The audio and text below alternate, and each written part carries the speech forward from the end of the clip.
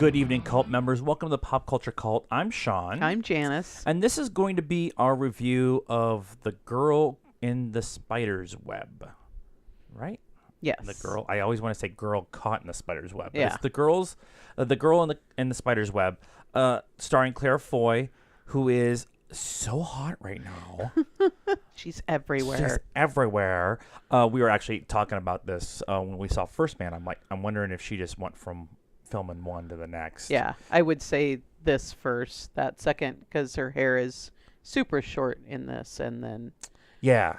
just short. It's just absolutely.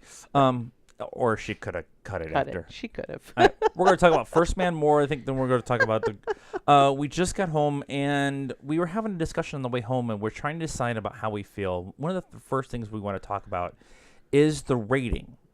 It is rated R. It's a super soft R. Yeah, I was actually a little shocked that it was R. And considering how rough, I guess you'd say, that the books are, or at least the Stig Larsson books are. I haven't read this new writer. They could have probably gone a little farther with that. Yeah, one of my complaints when we were coming home was that if they actually took the extra step and showed maybe a little bit more, I think there would be more emotional impact on the conclusion of the film. Not that I think the scene is done really, really well between Claire Foy and Savannah Hooks, who plays her sister. And I think the scene itself is played out very well. They're both really good. But the emotional impact of the scene, I think, is taken away because there's really it feels like there's no stakes. Yeah, and so that might actually have something to do with when I was asking you, because again, I've had the first 3 books read to me, and he hadn't.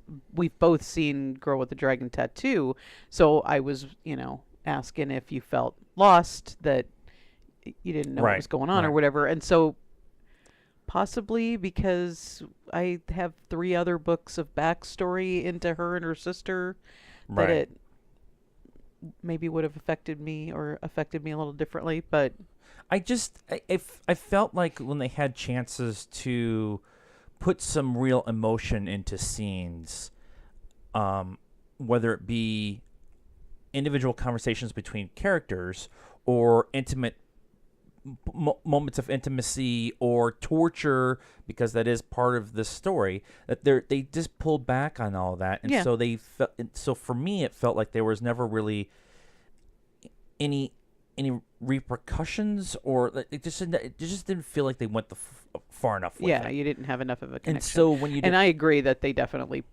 felt like they pulled back. The one of the things I talked about in our Stardust review was that the feel of Stockholm and using it as the background is something that we don't normally see in movies. It's usually always Prague or New York or San Francisco, Chicago, Hong Kong, London, that kind of thing. But Stockholm, especially in that kind of fall time period where everything's wet and snowy, that was just, I know that's where the basis of these books are. I felt like this movie felt more like the books.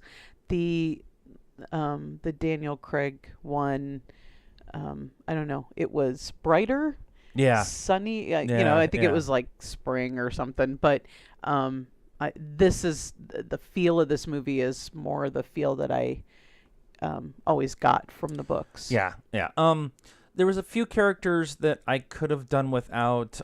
Mikhail Blomkvist, who is the writer of the stories inside the universe. He just, the guy who played him, I'm not even going to try the name, Scandinavian. I didn't care about him. I cared about the kid more than I cared about him. And I cared about Lisbeth too a lot. And I cared about the guy, Edwin Needham. the American operative Yeah. who came over. I thought he was probably the coolest character Yeah. in the whole thing. Yeah. And, Yeah. Yeah. and he's like him. Him and Elizabeth working together to do something I think would be like a cooler movie than what we got. Yeah. And it's almost like he kind of took the place of Mikkel's character in this movie. Yeah. Kind of, yeah. Yeah. Yeah. I told her I was waffling back and forth with, do I like this movie or am I just being cynical or maybe just a cynic about it? And what I've come to the conclusion of is it's just okay. Yeah, I would agree with that. I wanted a lot more. I think I may have been promised a little bit more in the way that the trailers were really putting the emotion behind Elizabeth's life and how she kind of got into this situation and the spy stuff that went on around it. Yeah. And the buildup of knowing that it's her sister the whole time, that kind of thing. I just never felt like it got there for that. I think the hardest part or the biggest problem is going to be that this movie and this book is 4 books in. Right. So you probably would have had more emotional connection and felt more if there had been at least the next 2. You know, we got Girl with the Dragon Tattoo if they had done the next 2 movies and now this one, so that you had all that connection. I mean, I'm not gonna blame this on Daniel Craig because he didn't want to do any more of those, whatever. But I think if they just had recast this character and gone forward with what was her name?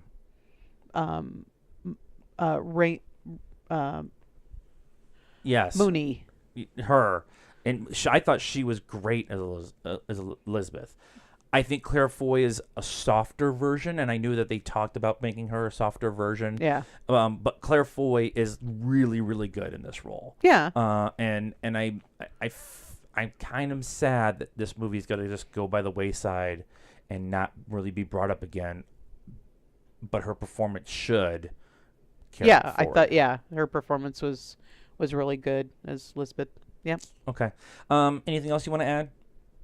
No. Okay. We're gonna score it. What is your score? I'm gonna say 2.75. Okay, I'm at 2.5. It's right in the middle. Yeah. I'm not upset we saw it. I wanted a lot more. Yeah. Might watch it if it came on TV, but maybe. I don't know. I might. There's been some. I love spy movies. I love spy movies, and I think this is a really could have been an awesome spy movie. We haven't had a really, really good one in a while. Yeah. And that wasn't a superhero movie, and so I just wanted more out of this, and I just don't care. It's a movie. We watched it. Yay! It was free. So. That's our thoughts on The Girl in the Spider's Web. What are your thoughts? Have you seen it yet? Are you excited about seeing it? Let us know. Leave us a comment. Subscribe to the channel. You've been here this long. What's it going to hurt? Hit the little notification thing, too, so you get notifications. It's the bell. Hit the bell. And follow us on our social media network. We're at PopCultureCult on Facebook. We're at PopCultureCult1 on Instagram and Pop_Cult1 on Twitter. We don't use Twitter. Just another whatever. We're on the Stardust app, though. We did do our Stardust right after the movie. And download it for free from your app store. Follow us first. Till the next movie, Friday. Good night now.